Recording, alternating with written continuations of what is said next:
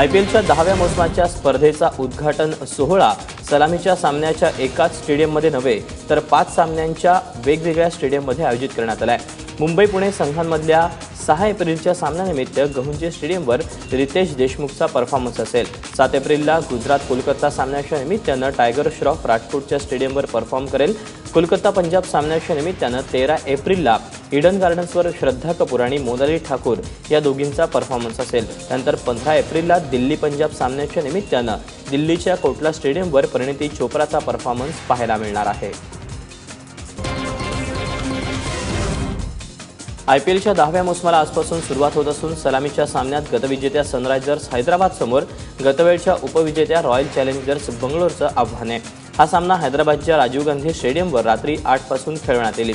बंगळुरूचा कर्णधार विराट कोहली आणि AB de Villiers या सामन्यात खेळू शकणार नाहीत। विराटला उजव्या खांद्याच्या दुखापतीमुळे किमान 1 आठवडा सक्तीची विश्रांती घ्यावी लागणार आहे। डिव्हिलियर्स सध्या पाठीच्या दुखापतीमुळे विश्रांती घेतोय। व्हॉट्सॲपवरून आपल्याला आता बँकिंगची सुविधा मिळू शकणार आहे, कारण व्हॉट्सॲपवरून पेमेंट करता येणं शक्य होणार असल्याचं समजतंय। व्हॉट्सॲपसाठी भारत जगातली दुसरी सर्वात मोठी बाजारपेठ आहे। UPIद्वारे व्हॉट्सॲप पेमेंट सर्व्हिस सुरू करणार असल्याची योजना असल्याचं पुढे येत आहे। पुढच्या 6 महिन्यात पीअर टू पीअर पेमेंटची सुविधा सुरू होण्याची शक्यता आहे। फेब्रुवारी महिन्यात व्हॉट्सॲपचं को-फाउंडर ब्रायन एक्टेन यांनी केंद्रीय दूरसंचार मंत्री रविशंकर प्रसाद यांची भेट घेतली होती। त्यावेळी डिजिटल पेमेंटच्या सर्व्हिसबाबत दोघांमध्ये चर्चा झाल्याचं समजतं आहे। उत्तर प्रदेशात मुख्यमंत्री योगी आदित्यनाथ यांनी शेतकऱ्यांना मोठा दिलासा दिला। 1 लाखापर्यंतचं शेतकऱ्यांचं कर्ज माफ करण्याचा निर्णय पहिल्याच कॅबिनेटमध्ये जाहीर करण्यात आला। याचा फायदा UPतील 2 कोटींहून अधिक शेतकऱ्यांना होणार आहे। 1 लाखापर्यंतचं कर्ज माफ करताना योगी आदित्यनाथ यांनी काही अटीही घातल्यात, ज्यात शेती, अवजारं आणि बी बियाणं या व्यतिरिक्त अन्य कामासाठी घेतलेलं कर्ज माफ होणार नाही। योगींच्या निर्णयामुळे UPच्या तिजोरीवर सध्या 30,000 कोटीचा भार पडणार आहे।